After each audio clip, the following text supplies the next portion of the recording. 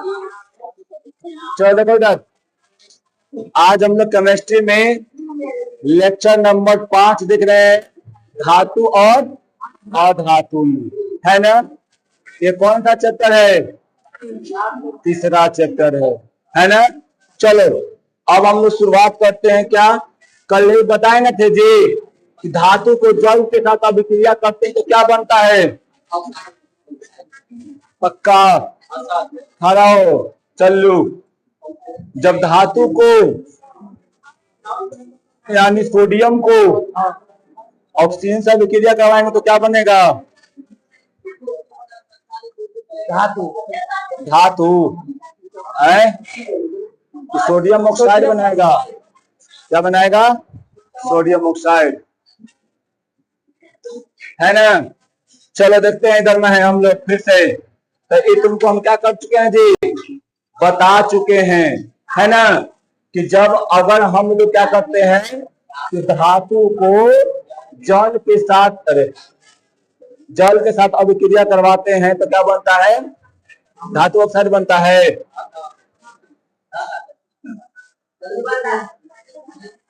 ठीक है ना। अगर हम लोग क्या करेंगे और इससे निकलता कौन है जी? हाइड्रोजन गैस निकलता है ना।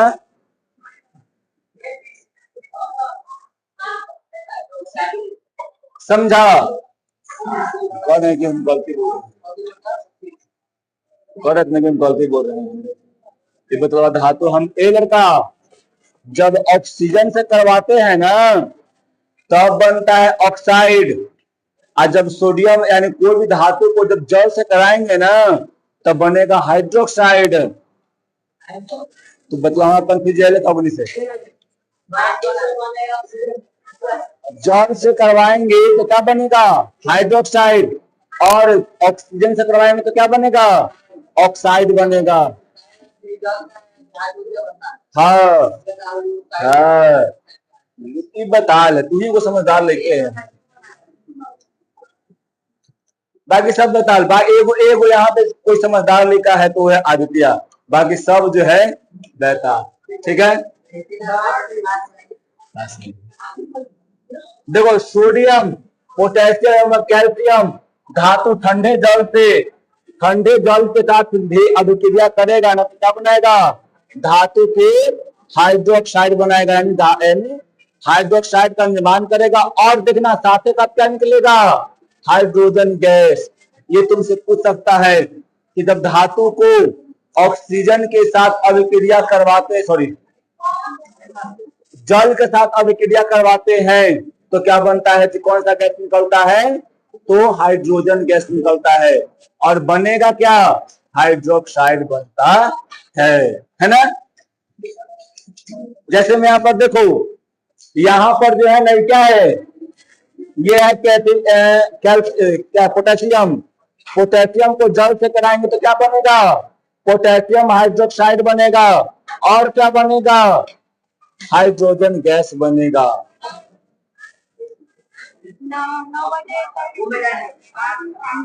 9 बजे तक। हाँ कल हम उतना न खींचते हैं, समझिए 9:30 तक नहीं खींचते हैं। देखो कैल्शियम को अगर हम लोग क्या करवाएंगे? जल से अभिक्रिया करवाएंगे तो क्या बन जाएगा? Calcium hydroxide. और क्या बन जाएगा जी? हाइड्रोजन। हम बता चुके हैं, है ना। चलो आगे देखो, पोटेशियम एवं सोडियम की अभिक्रिया क्या करते हैं जी? फल से, यानी जल के की अभिक्रिया फल से इतनी ऊष्मा उत्पन्न होती है कि वहां से हाइड्रोजन गैस निकलेगा ना, उस वक्त जल जाएगा। क्या हो जाएगा जी? जलना शुरू कर देगा। यानी सोडियम और पोटेशियम क्या होगा जी? सोडियम और पोटेशियम से जो अभिक्रिया होगा ना, उस अभिक्रिया के दौरान जो हाइड्रोजन गैस निकलेगा वो क्या होगा? वो तुरंत जलना शुरू कर देता है। कैल्शियम के साथ अभिक्रिया अपेक्षा करे तो कम तीव्रता से होता है। बताए थे ना, सोडियम और पोटेशियम क्या है? ज्यादा क्रियाशील तत्व है। क्या है? ज्यादा क्रियाशील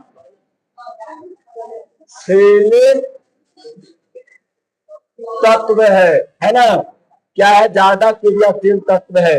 और ये ज्यादा क्रियाशील तत्व क्या करता है जी, कोई भी चीज से जल्दी अभिक्रिया करता है, और अभिक्रिया करके क्या करता है, वो हाइड्रोजन गैस का निर्माण करता है, और तो एकदम तो से आग पकड़ लेता है। लेकिन यहाँ जो कैल्शियम है ना, कैल्शियम क्या होता है, कैल्शियम बहुत ही कम यानी धीरे धीरे क्या करता है, जब क्रिया करता है। इन दोनों के अपेक्षा कम क्रियाशीलता श्रेणी क्या है, एक कम है, यानी क्या कम क्रियाशील है। तो इतना में क्या होता है, अब क्रिया अपेक्षा के कम तीव्रता से होती है, और इससे उत्पन्न ऊष्मा क्या होता है जी, कम होता है। कैल्शियम में आग नहीं पकड़ता है, लेकिन एकरा में आग क्यों पकड़ लेता है, ये बहुत जल्दी रिएक्शन होता है। बहुत जल्दी रिएक्शन होगा तो बहुत क्या करेगा, ज्यादा हाइड्रोजन देगा, और एकरा में बहुत कम यानी अपेक्षा ये कम करता है, यानी कम यानी बहुत देरी से थोड़ा सा करता है क्रिया। तब क्या होगा, एकरा में जो हाइड्रोजन होगा वो कम उत्पन्न होगा, यानी गैस पूरा वो कम रहेगा, और जिसके कारण आगे नहीं पकड़ता है। कैल्शियम को जल में डालने पर, कैल्शियम को जल में डालने पर वह तैरने लगता है, क्योंकि मुक्त हाइड्रोजन गैस कैल्शियम की सतह को अनछांदित यानी ढक देता है। क्या करता है जी, ढक देता है। यानी कहने का मतलब क्या हुआ कि जब कैल्शियम को जल में डालेंगे ना, तब वो क्या करेगा, तैरने लगेगा, है ना। हम यहाँ पे क्वेश्चन बना सकते हैं, कैल्शियम को जल में डालते तो क्या होता है, डूब जाता है, तैर जाता है, तैरने लगता है, या जल जाता है, तो कुछ करके हमें क्वेश्चन बना सकते हैं। और क्यों मतलब ये मतलब तैरने लगता है, क्योंकि उकरा ऊपर क्या होता है, हाइड्रोजन गैस मुक्त होता है, और कैल्शियम के सतह पर क्या होता है, कैल्शियम के सतह को ढक देता है। ठीक है। अब देखो, पोटेशियम की जल के साथ अभिक्रिया सोडियम की अपेक्षा अधिक तेजी से होता है। बताए न थे कि क्या होता है जी, सबसे ज्यादा कौन होता है, पोटेशियम, उसके बाद होता है सोडियम, उसके बाद कौन होता है, मैग्नीशियम होगा, उसके बाद कैल्शियम होगा। ऐसे न था जी, है ऐसे ना क्रियाशीलता श्रेणी था। जैसे यहाँ पर देखो, यहाँ पर देख क्रियाशीलता श्रेणी देवल है, यहाँ पर क्या है, पोटेशियम, बेरियम, कैल्शियम। दो यहाँ पर कैल्शियम को पहले दे दिया है, सोडियम होता है, यहाँ पे होता है क्या कर ले है, उल्टा दे ले है ना। सोडियम क्या होता है, कैल्शियम से पहले आता है, समझा। तो यहाँ पर याद रखना कि पोटेशियम जो होता है वो सोडियम से ज्यादा क्रियाशील होता है, इसके कारण यह क्या करेगा, जल्दी अभिक्रिया करेगा इसके अपेक्षा। यानी ये क्या करेगा जी, ये देरी से करेगा। क्या करेगा, ये देरी से करेगा, आई बहुत जल्द करेगा, बहुत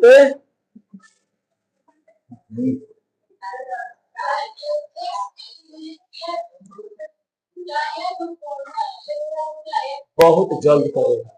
ठीक ना।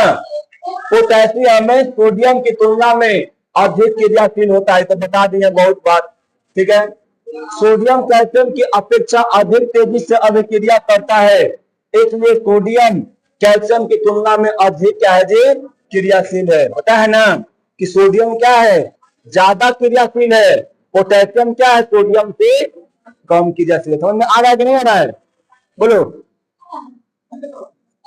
अब देखो यहाँ पर मैग्नीशियम, आयरन एवं जिंक धातु ठंडे जल के साथ अभिक्रिया नहीं करता है। समझा। बताओ, क्या सोडियम, क्या मैग्नीशियम, क्या जिंक, जिंक का सूत्र क्या होता है, संकेत, परमाणु संख्या है, क्या नहीं याद है, मारेंगे छापर से खींच के, कंठस्थ रहना चाहिए 30 तक। समझा। इतना क्या लिखना है, बस 2 चीजें याद रखना, संकेत, तुमको 2 चीज नहीं, उधार भी नहीं यहाँ पे पूछता है 10वीं क्लास, संकेत और परमाणु संख्या, यही 2 याद रखो ज्यादातर। भार अगर हो रहा है तो करो, नहीं हो तो छोड़ दो। बहुत रेयर केस पूछता है, नहीं पूछेगा लगभग। हाँ तो पूरा याद रखना है। बोल जिंक कितना होता है, कितना परमाणु संख्या, कॉपर के तलवार के बोल दिया, वही बता रहा है ना। देखो तो पहले सुनो, मैग्नीशियम का क्या होता है छोटे थे, हाँ, संकेत mg 12, बहुत अच्छा। ठीक है, तो याद रखना मैग्नीशियम, आयरन और जिंक ये तीनों के तीनों ठंडा जल से क्रिया नहीं करेगा, है ना। तुमको दे देगा ऑप्शन क्वेश्चन में कि निम्न लिखित में से कौन ठंडा जल से अभिक्रिया करता है। ऑप्शन पहला है मैग्नीशियम, दूसरा है सोडियम, तीसरा है आयरन और चौथा है कौन, जिंक।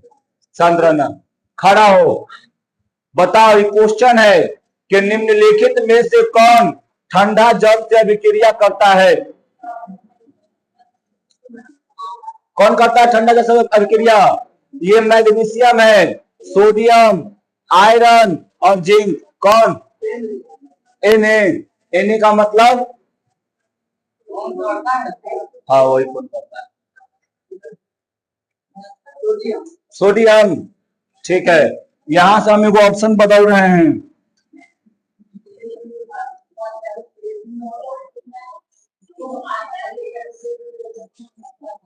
ऑप्शन यहां बदलेंगे, ये बी हो गया, सी हो गया, यहाँ पर क्या हो जाएगा जी, Zn और डी हो जाएगा इनमें से सभी, इनमें से कोई नहीं। अब बोलो बैठो, तुम राधिका खा रहोगी। अब ये ऑप्शन बदल दिया गया है, समझे ना। निम्नलिखित में से कौन ठंडा जल से अभिक्रिया करता है? मैग्नीशियम, आयरन, जिंक, इनमें से कोई नहीं। कैसे? तीनों नहीं करता है ना, इसलिए यहाँ हटा जाएगा ऑप्शन। तो ऐसे भी तुमको दे सकता है। तो याद रखना ये तीनों मतलब क्या करता है जी, ठंडा जल से अभिक्रिया नहीं करता, याद रहेगा ना। तप्त धातु यानी गर्म धातु के ऊपर भाप क्या करता है जी, प्रवाहित, यानी गर्म यानी भाप प्रवाहित करने पर इनके ऑक्साइड बनते हैं और हाइड्रोजन गैस निकल जाता है। देखो एकरा क्या करेंगे, हल्का सा गर्म करेंगे, क्या करेंगे जी, गर्म करेंगे, और एकरा पर क्या करेंगे, और जल का भाप है, भाप मतलब क्या, वाष्प, यानी गर्म जल के जो वाष्प रहता है एकरा पर लाके हम लोग डाल देंगे। जैसे ही डालेंगे तो क्या बन जाएगा, मैग्नीशियम ऑक्साइड। क्या बनता है जी, मैग्नीशियम ऑक्साइड बनेगा, और प्लस में क्या निकल जाएगा, हाइड्रोजन गैस बाहर निकल जाता है। उसी प्रकार यहाँ जिंक में भी है, जिंक ऑक्साइड बनाएगा और क्या कर जाएगा, निकल जाएगा। उसी प्रकार क्या है यहाँ पर, फिर यानी क्या इसका नाम क्या है, लोहा। ये भी क्या करता है जी, ये जल के साथ अभिक्रिया करता है। कैसा जल, ये भाप वाला जल रहेगा। क्या रहेगा जी, भाप। भाप बोलो या बाप, भाप, भाप बोलो या वाष्प बोलो, या वाष्प बोलो, है ना। क्या कर जाएगा, आयरन ऑक्साइड का निर्माण करेगा और हाइड्रोजन गैस निकलेगा। यानी इससे मतलब समझ रहे हो कि अगर याद रखना कि धातु, याद रखना पहले पूरा कैलकुलेशन समझो कि अगर धातु क्या करता है जी, जल से अभिक्रिया करता है तो वो क्या करता है, हाइड्रोजन गैस मुक्त करता है ना। और क्या करता है, अगर गर्म वाला धातु यानी मैग्नीशियम, आयरन और जिंक रहेगा तब ये क्या करेगा, ऑक्साइड का निर्माण करेगा। अगर सोडियम, पोटेशियम, कैल्शियम रहेगा तो वो हाइड्रोक्साइड का निर्माण करता है। लेकिन सबके साथ वो कॉमन क्या है, हाइड्रोजन गैस मुक्त होता है। ठीक है, अब उसके बाद देखो यहाँ पर रखनाली के पिंडी में रखा है, मतलब रखा जल से भींगा कांच ऊन में उपस्थित जल भाप धातु से के टुकड़े से अभिक्रिया करती है और हाइड्रोजन गैस बनाती है, किंतु जल यानी कांच का ऊन स्वयं मतलब अभिक्रिया में भाग नहीं लेती है। देखो यहाँ पर छोटू, यहाँ देखो क्या है, भींगा हुआ क्या है जी, ये कांच है, यानी यहाँ पर कांच यानी ऊन है, क्या जी यहाँ पर ऊन मतलब रख दिया गया है, यहाँ से इसको गर्म किया जा रहा है ना। और यहाँ पे क्या है, धातु रखा गया है। कौन धातु का में से हो सकता है, हर तीनों में से कोई हो सकता है, चारों में से, है ना। एल्युमिनियम हो जाए, मैग्नीशियम हो जाए, या कौन जिंक हो जाए, या लोहा हो जाए, ये कोई चारों में से मतलब ये रहेगा। यहाँ पे कोई ये ले लो और देखो यहाँ से, और जब गर्म होगा तो वाष्प बन के आएगा निकला पर जी, वाष्प बन के निकला पर आएगा, ये इधर से क्या रहेगा, गर्म हो जाए होते रहेगा। गर्म होगा तो क्या कर जाएगा, यहाँ पर ये वाला जलवा एक पर आएगा, तो एक से यह अभिक्रिया करेगा, यहाँ गर्म भाप बन के आएगा। जब गर्म होगा तो वाष्प बन के आएगा ना, यहाँ से जल वाष्प आएगा नहीं आएगा, जल वाष्प आएगा और ई धातु पर पड़ेगा, तो यहाँ से अभिक्रिया करेगा और करके एक द्वारा क्या हो जाएगा, हाइड्रोजन गैस ऊपर में है निकल जाएगा। क्या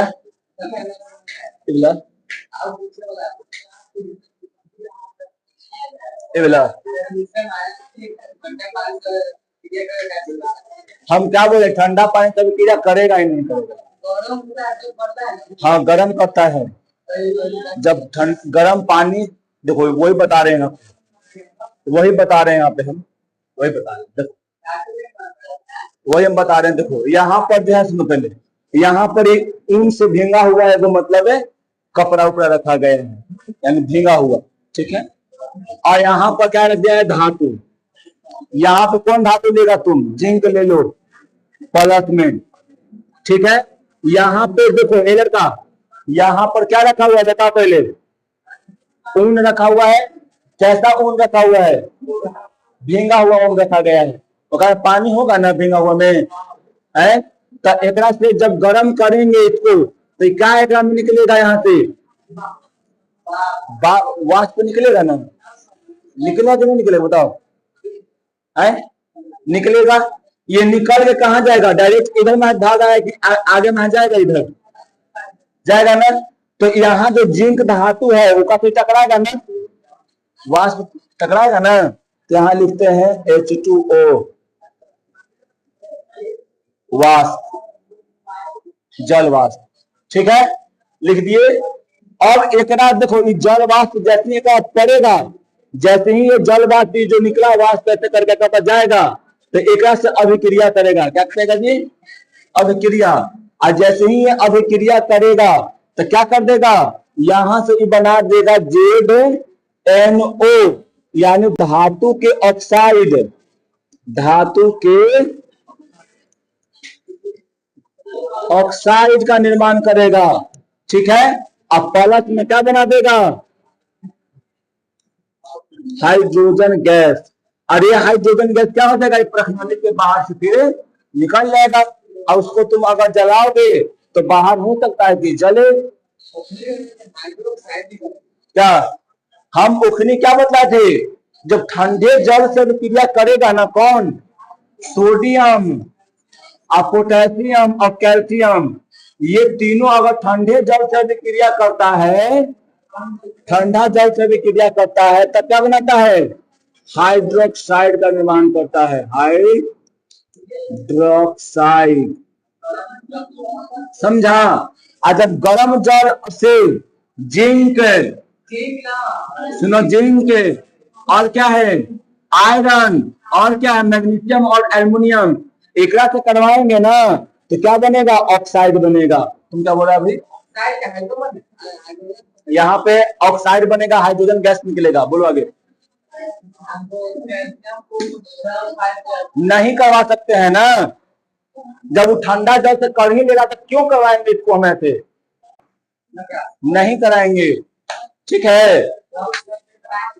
क्या गरम जल, तुम देखो एक तीनों के याद रखना, तुम किसी से भी करवा लो, ठंडा गर्म कुछ से भी करवाओ तो याद रखना ये क्या बनाएगा, ये निकलेगा हाइड्रोक्साइड ही बनेगा।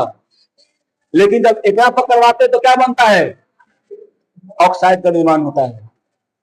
तुम इतना याद रखो कि एकरा से यानी एक सेकेंड रुकना, बताते हैं।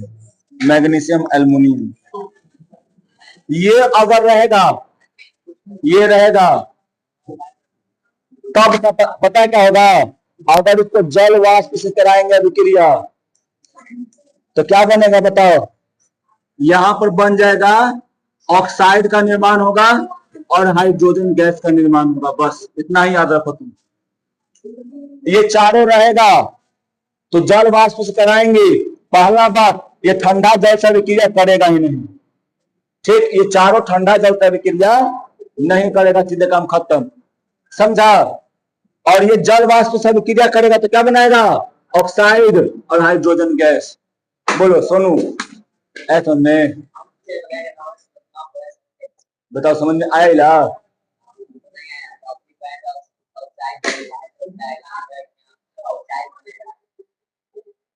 किसके उपस्थिति में क्या बोले सुना, हम बोले सोडियम पोटेशियम और कैल्शियम जब ठंडा जल से करेगा तो हाइड्रोक्साइड बनेगा, ये सुना है तू।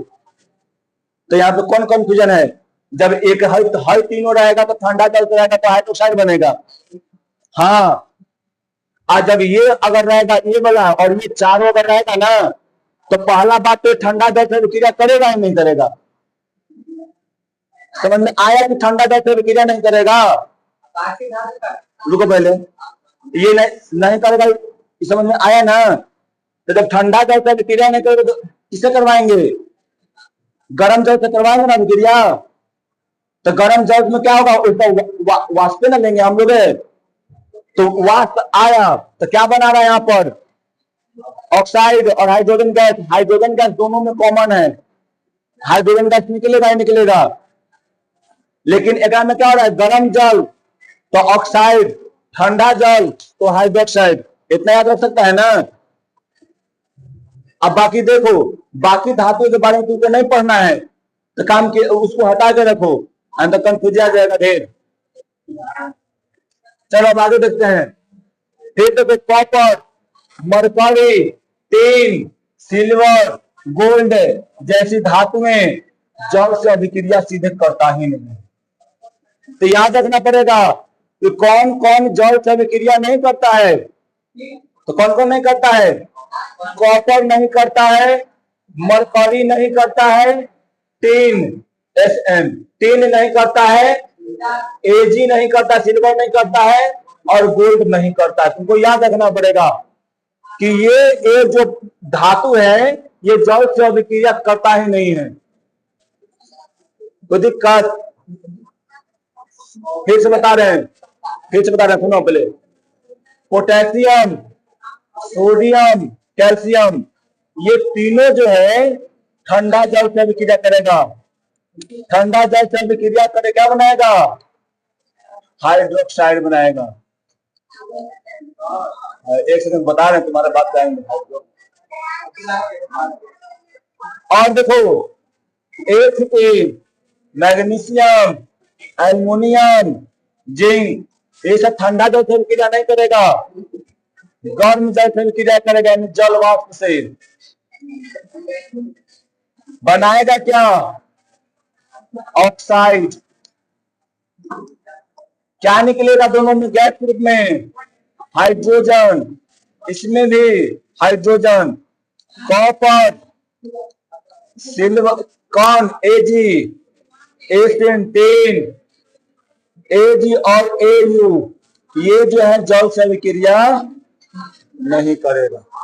जल से अभिक्रिया करेगा है तो कुछ ही बनाएगा, कुछ नहीं बनाएगा। बोलो तो अपना।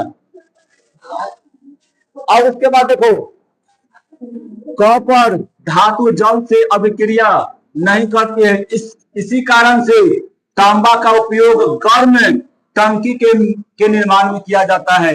यानी गर्म जल वाला जो टंकी रहता है ना, वहां पर किसको लगाया जाता है, तांबा लगाया जाता है। तांबा का अंदर से टंकी रहता है, तो टंकिया के अंदर में तांबा लगाया जाता है। क्यों? क्योंकि गर्म जल और ठंडा जल कोई से अभिक्रिया करता ही नहीं है। जब यह अभिक्रिया करेगा ही नहीं तो पानी खराब होगा, पानी खराब होगा ही नहीं। तो इसीलिए क्या होता है, तांबा का उपयोग गर्म जल के टंकी में किया जाता है। पूछेगा क्वेश्चन कि गर्म जल के टंकी में कौन से धातु का उपयोग किया जाता है, तो तांबा, कॉपर, ठीक है। तांबा के स्थान पर लोहा, इस्पात का उपयोग नहीं किया जाता। इस्पात का मतलब स्टील है ना, क्योंकि ये गर्म जल से भी क्रिया कर लेगा, अभिक्रिया करके क्या कर देगा, फेरिक ऑक्साइड बना देगा, यानी आयरन का ऑक्साइड बना देगा और हाइड्रोजन गैस निकलेगा। समझा? जो हो सकता है कि सूर्य का प्रकाश ज्यादा हीट होने से जल भी सकता है ना। और देखो, जब जल से अभिक्रिया करवाने के लिए रहेगा तो उपकर क्रियाशीलता कैसा होता है, जल के प्रतिक्रियाशीलता धातुओं की सबसे ज्यादा कौन, सोडियम या पोटेशियम भी लिख सकते हैं आगे। पोटेशियम, सोडियम, मैग्नीशियम, जिंक, कौन है फिर आयरन, उसके बाद कॉपर। कॉपर तो करता ही नहीं है, तो सबसे लास्ट निकल जाएगा। समझा ना, कोई दिक्कत? अब देखो यहाँ पर, जब धातु अम्लों के साथ अभिक्रिया करता है तो क्या होता है। अभी तक हम क्या पढ़े, दो चीज पढ़े हैं कि जब धातु ऑक्सीजन से अभिक्रिया करता है तो क्या बनाता है, तो धातु ऑक्साइड बनाता है। जब धातु जल से अभिक्रिया करता है तो यहाँ पर तीन कंडीशन होता है, तीन कंडीशन। जब ठंडा जल से अभिक्रिया करेगा तो हाइड्रोक्साइड और हाइड्रोजन गैस को निकालेगा। गर्म जल से अभिक्रिया करेगा धातु तो ऑक्साइड, धातु का ऑक्साइड, और क्या करेगा जी, हाइड्रोजन गैस निकालेगा। तीसरा कंडीशन क्या था कि कुछ धातु ऐसा है जो जल से अभिक्रिया करता ही नहीं है, ठंडा जल हो चाहे गर्म जल हो, अभिक्रिया नहीं करता है ना। तो ये दो पढ़े ना रासायनिक गुण में। तीसरा रासायनिक गुण क्या है जी, कि जब हम लोग इसको अम्ल से अभिक्रिया करवाते हैं, धातु को अम्ल से अभिक्रिया करवाएंगे तो किसका निर्माण होगा, क्या बनेगा, कैसा उसका प्रॉपर्टी रहेगा, कैसा उसका गुण रहेगा, इसके बारे में तुमको यहाँ पर जानना है। तो देखो यहाँ पर धातु पराया अम्ल के साथ अभिक्रिया करके अम्ल से हाइड्रोजन क्या करता है जी, गैस मुक्त करवाता है। समझा? क्या काम करता है, ये हाइड्रोजन गैस मुक्त करवाता है, यानी हाइड्रोजन गैस ऐसे करके बाहर निकल जाएगा। पहले देखो यहाँ पर, ये अभिक्रिया तुम बहुत बार पढ़ा होगा, पढ़ा ना ऐसी अभिक्रिया के, नहीं पढ़ा है? सोनू तारा हमरा पर विश्वास का है नहीं खे, सोनू के पत्नी मुटकी क्या सोनू है। देखो यहाँ पर देखो, ये क्या है जी, सोडियम, और ये क्या है, अम्ल है ना, ये अम्ल है ना, ये अम्ल नहीं है, झूठ बोल रहा है, ये वाला ना अम्ल है जी, ये भी अभी दोनों है। बहुत अच्छा, गुड। देखो तो ये हाइड्रोक्लोरिक अम्ल है। कौन सा अम्ल है जी, हाइड्रोक्लोरिक अम्ल। तो देखो क्या होगा, ये मेरा टूटेगा ऐसे, हाइड्रोजन प्लस आयु का टूट जाएगा Cl, यानी 2Cl ऐसे टूट जाएगा, है ना।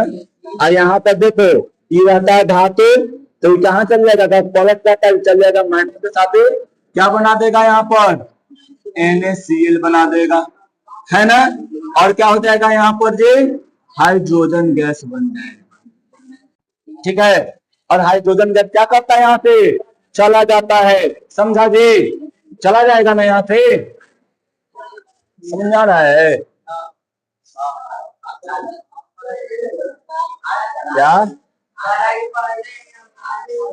ठीक, देखो यहाँ पर, यानी सोडियम को या धातु को जब अम्ल से अभिक्रिया करवाते तो क्या बनेगा, ये लवण बन गया जी, लवण बन गया, और क्या बन गया, हाइड्रोजन गैस बन गया, ठीक है। और यह हाइड्रोजन गैस निकल जाता है बाहर। अम्ल के साथ धातु की अभिक्रिया का वेग धातु के विद्युत धनात्मक गुण या उसकी क्रियाशीलता पर निर्भर करता है। याद रखना, पागल है। देखो यहाँ पर, अब देखो अम्ल के साथ अभिक्रिया जो होता है वो धातु के किस पे क्रियाशीलता पर निर्भर करता है। जो ज्यादा क्रियाशील होगा वो ज्यादा तेजी से अभिक्रिया करेगा, जो कम क्रियाशील होगा वो कम तेजी से अभिक्रिया करेगा, है ना। अब जो ज्यादा ताकतवर रहेगा वो ना ज्यादा लोगों से लड़ेगा और जल्दी लड़ेगा। अब कम ताकतवर रहेगा तो पहले सोचेगा लड़ी कि न लड़ी, पटका जान होता है ना छोटी है। जैसे मेरा जूता ही है, स्वाति है ना। अब ये दोनों है तो दोनों लड़ जाती है अपने में। क्यों लड़ जाती है? जानते हैं कि दोनों का ताकत बरियार है और पितवा से नहीं लड़ती है। क्या है?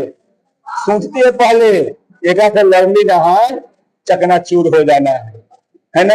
इस दौड़ के आगे खाली एकदम टकरा जाएगी ना तो पूरा तहस नहस हो जाएगा। अब यहाँ ऊपर आ रहे हैं सांद्र, समझा। देखो अधिक विद्युत धनात्मक धातु कम विद्युत धनात्मक धातु की अपेक्षा अम्लों के साथ क्या करता है जी? तेजी से अभिक्रिया करता है। क्या बोला?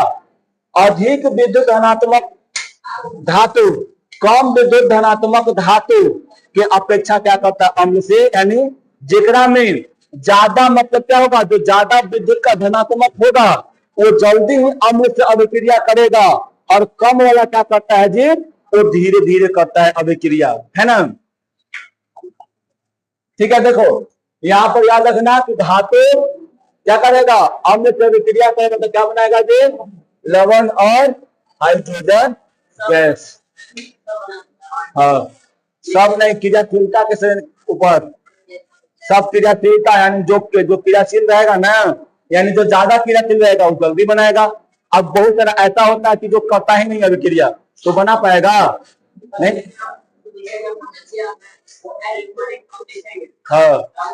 हाँ करेगा नहीं। पोटेशियम बहुत ज्यादा क्रियाशील होता है तत्व। कैल्शियम करेगा, कैल्शियम क्लोराइड का निर्माण करेगा, समझा। सोडियम धातु तनु हाइड्रोक्लोरिक अम्ल के साथ तीव्रता से अभिक्रिया करके सोडियम क्लोराइड बनाती है। तो अभी कई बार हम तुमको यहाँ पे बता दिए हैं कि सोडियम है, सोडियम क्या करेगा? हाइड्रोक्लोरिक यानी तनु हाइड्रोक्लोरिक के साथ अभिक्रिया करेगा और सोडियम क्लोराइड और हाइड्रोजन गैस मुक्त कर देगा।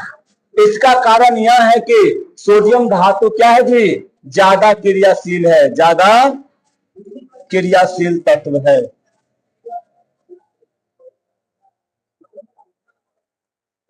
है ना जी। अब इसके बाद देखो मैग्नीशियम धातु भी तनु हाइड्रोक्लोरिक अम्ल के साथ अभिक्रिया अम्ल के साथ सोडियम की अपेक्षा कम तीव्रता से करता है। मैग्नीशियम क्लोराइड का निर्माण करता है। देखो अब ये तुम्हें तोरा नहीं पता है कि हई पूछ के हम क्या बताएं है?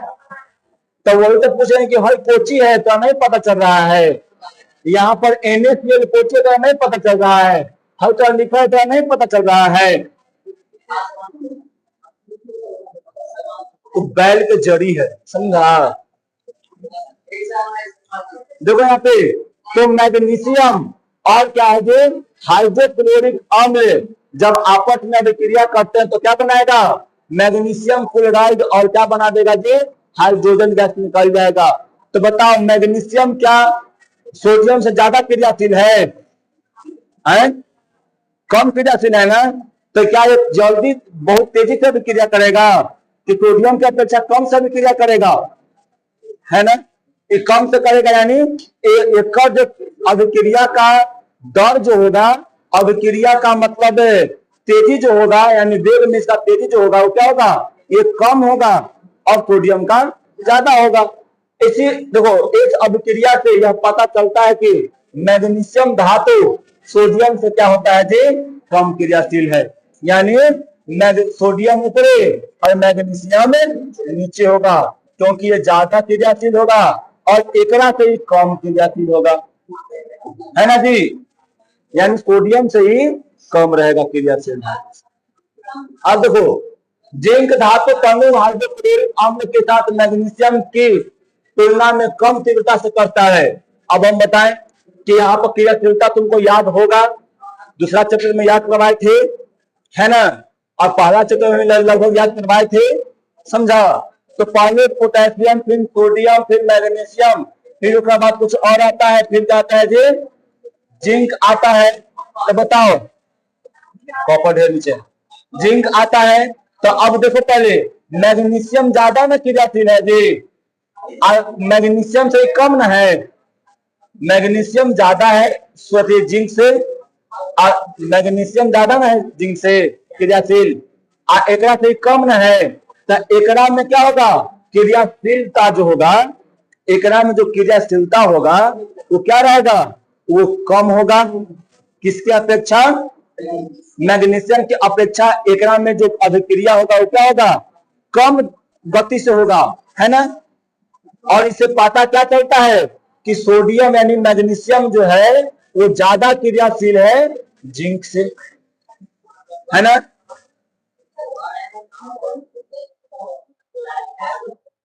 तुम इतना याद रखो कि मैग्नीशियम जो है क्या है, ज्यादा क्रियाशील है जिंक से। क्यों, क्योंकि यह जो है ना, ये अम्ल से कम तीव्रता से अभिक्रिया करके क्या करता है, हाइड्रोजन गैस निकालता है। हाँ, और जल्दी करेगा।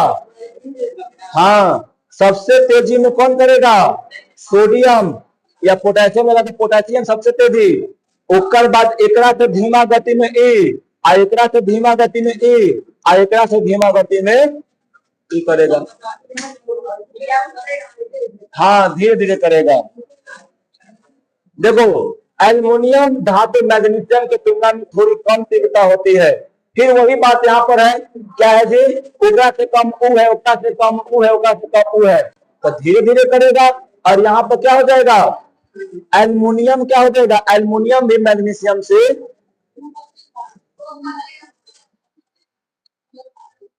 क्या हो जाएगा, ज्यादा क्रियाशील होगा एल्युमिनियम से, है ना। ये सब क्रिया तुम जान रही है अच्छा से। देखो, कॉपर धातु हाइड्रोक्लोरिक अम्ल के साथ अभिक्रिया नहीं करता है, समझा। अभी हम क्या बताएं, हम क्या बता जल्दी। जिंक धातु कॉपर से हाइड्रोक्लोरिक अम्ल से अभिक्रिया करता है, जिंक धातु हाइड्रोक्लोरिक अम्ल से अभिक्रिया करता है, और कॉपर कॉपर उससे भी धीरे करेगा, बाकी नहीं करेगा। मारेंगे बता तो वहां देखो, कॉपर क्या करता है, नहीं करता है, समझा। कॉपर धातु जो है ये हाइड्रोक्लोरिक अम्ल से अभिक्रिया नहीं करता है। कॉपर जिंक से कम क्रियाशील है, क्यों, क्योंकि कॉपर जो है ना, यानी तांबा जो है वो जिंक से भी कम क्रियाशील तत्व है, समझा। अम्ल के प्रति देखो, अम्ल के प्रति क्रियाशीलता श्रेणी कौन, सोडियम आगे, मैग्नीशियम आगे, ओकर बाद कौन, एल्युमिनियम, ओकर बाद कौन, जिंक, समझा। एक बाद कौन हो जाएगा, कॉपर, एक आगे कौन रहेगा, पोटेशियम, ऐसे भी लिख सकते हैं, समझा। अब ये क्रियाकलाप है वो,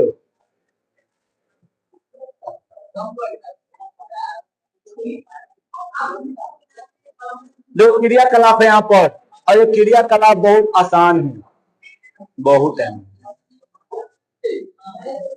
देखो, इस क्रियाकलाप में यही है, क्या बोल रहा है, देखो, मैग्नीशियम, एल्युमिनियम, जिंक, कॉपर के टुकड़ों को क्या करना है, ऐसा प्रश्नली बनाना है, समझा। और ऐसे प्रश्नली में क्या कर देना है, जिसको रख देना है, समझा जी। देखो, वो पूरा क्रियाकलाप में यही दे दे, तुम्हारे बुक में क्रियाकलाप है, देखो एक पूरा क्रियाकलाप में यही दे दे है कि यहाँ पे क्या करना है, यहाँ पर ये हाइड्रोक्लोरिक अम्ल का क्या लिए है, जो विलयन लिए हैं। ये जो घोल है तुमको दिख रहा है ना, यहाँ से इतना,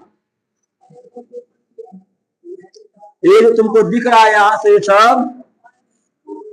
सब क्या है, ये सब हाइड्रोक्लोरिक अम्ल का विलयन है, समझा जी। क्या यहाँ पर हाइड्रोक्लोरिक अम्ल का विलयन है। अगर एकरा में मैग्नीशियम डालते हैं, मैग्नीशियम, तो एकरा में से क्या होगा जी, ये क्या होगा, जल्दी क्रिया करेगा, जल्द क्रिया करेगा। एकरा में क्या होगा, ये एकरा से कम करेगा और हाइड्रोजन गैस भी क्या निकलेगा, कम मात्रा में निकलेगा। और उसके बाद क्या होगा, जिंक में एकरा में थोड़ा सा और कम मात्रा में निकलेगा और ये क्या करेगा, क्रियाशील मतलब ये कम रहेगा, समझा। और एकरा में क्या होगा, एकरा में कोई अभिक्रिया ही नहीं, समझा। कॉपर में कोई अभिक्रिया यहाँ पर नहीं होता है अम्ल से, याद रहेगा ना। देखो यही वाला बात यहाँ पर लिखा गया है। तो अब यहाँ हमको बताओ पहले, तो यहाँ पे सबसे ज्यादा क्रियाशील कौन हो गया, ये हो गया, उसके बाद एल्युमिनियम, उसके बाद सबसे कम, समझा। देखो जब मैग्नीशियम में डालते हैं ना, मैग्नीशियम में डालते हैं तो क्या होता है जी, हल्का वो बुलबुला टाइप पर निकलता है, बुलबुला करके निकलता है। सब में हल्का थोड़ा थोड़ा बुलबुला करेगा, लेकिन कॉपर में ना बुलबुला करेगा ना हाइड्रोजन गैस निकलेगा, साफा अभिक्रिया ही नहीं होता तो निकलेगा। कॉपर में जंक बहुत कम लगता है, बहुत कम, क्योंकि बहुत चीजों को तो अभिक्रिया करता ही नहीं। हो सकता है कि ऑक्सीजन से अभिक्रिया हल्का सा वो करता था, है ना, करता था ना, उठाता कॉपर यानी ऑक्सीजन से, और ये बहुत कम मात्रा में करता है। इसलिए देखना कॉपर का चीज जो होता है बहुत जल्द खराब नहीं होता है, ठीक है। अब देखो यहाँ पर ध्यान थोड़ा सा रखना है ना, अभी हाइड्रोक्लोरिक से क्या थे, अब क्या है जी, नाइट्रिक अम्ल HNO3, है ना। इसका नाम सुना है कभी, छोड़ो, नाइट्रिक अम्ल का नाम सुना है कहा, अभी एक से पहले, एक से पहले बोलो ना कि आपको 2 सेकंड पहले सुने हैं। देखो नाइट्रिक अम्ल के साथ किसी धातु की अभिक्रिया होने पर हाइड्रोजन गैस मुक्त नहीं होता है, याद रखना। नाइट्रिक अम्ल के साथ कोई भी अगर धातु का हम अभिक्रिया करवाते हैं तो ओकरा में से हाइड्रोजन गैस नहीं निकलता है, ठीक ना। इसका कारण यह है कि नाइट्रिक अम्ल प्रबल ऑक्सीकारक होने के कारण अभिक्रिया के फलस्वरूप क्या करता है कि हाइड्रोजन को ऑक्सीकृत करके जल में बदल देता है, और क्या होता है जी, एवं स्वयं अवकृत होकर क्या होता है, NO2 NO, और क्या है जी, NO2 में बदल देता है, N2O और NO और NO2 में बदल देता है। नहीं समझ में आया ना। देखो पहले बताओ लाफिंग गैस का सूत्र क्या होता है,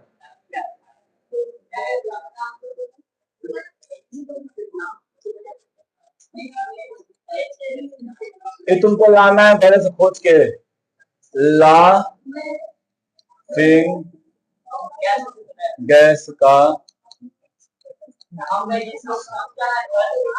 समझा, भाई खोज नहीं नाम मतलब सूत्र याद तो खिलाने में से याद रखना। सुनो पहले क्या बोला कि यह जो है ना नाइट्रिक अम्ल, ये कोई भी धातु से अभिक्रिया करेगा तो हाइड्रोजन गैस नहीं निकलेगा। क्यों नहीं निकलेगा, क्योंकि ये बहुत ज्यादा ऑक्सीकारक है। क्या जी, ऑक्सीकारक। ये ऑक्सीकारक मतलब क्या, ये किसी भी चीज को ये फॉर्म में हाइड्रोजन के रूप में नहीं रहने देगा, वो क्या कर देगा, उसको जल में बदल देगा। हाइड्रोजन मिलाएगा, ऑक्सीजन मिलाएगा, ऑक्सीजन मिला क्या करेगा, वो जल के रूप में उसको बदल देगा और अपने क्या होता है, अवकृत हो जाता है। और अवकृत यानी क्या करेगा, वो क्या करेगा, वहां से मतलब ऑक्सीजन लेगा और ऑक्सीजन को लेकर क्या कर जाएगा जी, अपने NO2O और क्या NO और N2O में बदल जाता है, यानी नाइट्रोजन के ऑक्साइड में परिवर्तन हो जाता है। जैसे यहाँ पे कॉपर देखो, कॉपर को नाइट्रिक अम्ल से अभिक्रिया करवाते हैं तो क्या करता है, यहाँ पर बन जाता है CuNO4 यानी कॉपर नाइट्रेट है ना। और क्या बन जाता है, NO2, और फिर क्या बन जाता है, जल का निर्माण होता है। लेकिन याद रखना मैग्नीशियम मैग्नीशियम, मैग्नीज धातु तनु हाइड्रो तनु नाइट्रिक अम्ल की अभिक्रिया करके क्या करता है जी? देखो ये कोई सी अभिक्रिया करेगा तो हाइड्रोजन गैस नहीं देगा, लेकिन दो को क्या यहाँ पे आ गया? अपवाद आ गया। कौन कौन? मैग्नीशियम और मैग्नीज, है ना। अगर मैग्नीशियम और मैग्नीज से अभिक्रिया करेगा नाइट्रिक अम्ल तो क्या बनाएगा? हाइड्रोजन गैस बनाएगा। तुमसे क्वेश्चन पूछ सकता है, अपवाद में है कि बताइए हमको कि कौन सा धातु नाइट्रिक अम्ल से अभिक्रिया करके हाइड्रोजन गैस मुक्त करता है। ऑप्शन में अगर क्या रहेगा? दोनों में से कोई एगो रहेगा तो मारना है ये, और नहीं तो ये मार के आना है। ठीक है, कोई दिक्कत? अब देखो, सोना एवं प्लेटिनियम धातु अम्ल के साथ अभिक्रिया नहीं करता है, यानी नहीं करता है, किंतु अम्लराज का सूत्र क्या है? बताओ, अम्लराज का सूत्र क्या है? बोलो।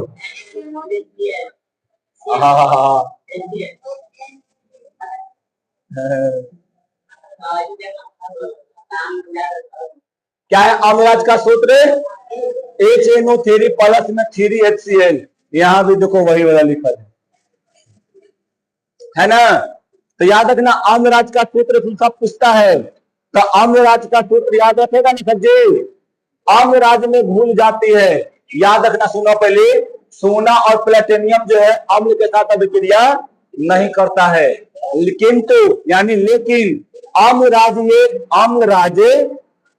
भूल जाती है, और अम्लराज सांद्र HCl यानी कौन? हाइड्रोक्लोरिक अम्ल एवं HNO3 यानी नाइट्रिक अम्ल का मिश्रण है, जिसमें आयतन के विचार से कितना है जी? 3 भाग किसका रहेगा? HCl का रहेगा, हाइड्रोक्लोरिक अम्ल का, और 1 भाग किसका रहेगा जी? नाइट्रिक अम्ल का रहेगा। याद रखना, अम्लराज में 3 भाग किसका? HCl का, और 1 भाग किसका? नाइट्रिक अम्ल का। और ये अति संक्षारित और क्या है? भस्म होता है ना। और ये बहुत ही क्या होता है? अति संक्षारक यानी बहुत खतरनाक भी होता है। ठीक है, सोना यानी Au और प्लेटिनियम के अम्लराज में घुलने का कारण नवजात क्लोरीन है ना। जो सुनो, एक क्वेश्चन और, नवजात का सूत्र लिख के आना है, सब पढ़ाया हुआ है, समझा ना।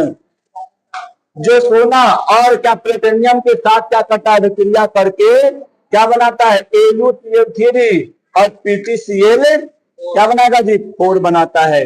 यानी जब अभिक्रिया करेगा तो क्या बनाएगा? गोल्ड क्लोराइड और प्लेटिनियम क्लोराइड का निर्माण करता है। समझा? ये किससे करेगा अभिक्रिया जी? ये अम्लराज से अभिक्रिया करेगा, ऐसे ये नहीं करेगा। देखो, ये अम्लराज पहले किसमें टूटेगा? NOCl3 सॉरी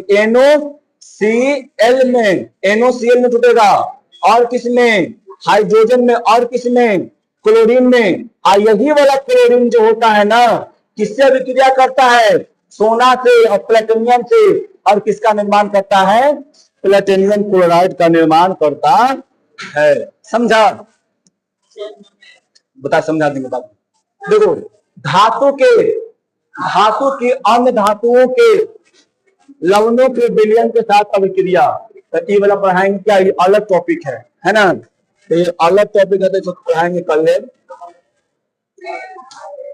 यही वाला लंबा टॉपिक है। देखो सुनो, एकल विस्थापन कर जाना। देखो, एकल विस्थापन लग रहा है, एकल विस्थापन करके आना पहले। क्या? हाँ, बैठो अभी, समझे? उभय विस्थापन मतलब द्विविस्थापन होता है, हम एकल बोल। ठीक है, तो आज के लिए इतना ही। कल पढ़ाएंगे ना टॉपिक। अभी बैठो, इसको सुनना है हमको, कल नहीं सुने थे।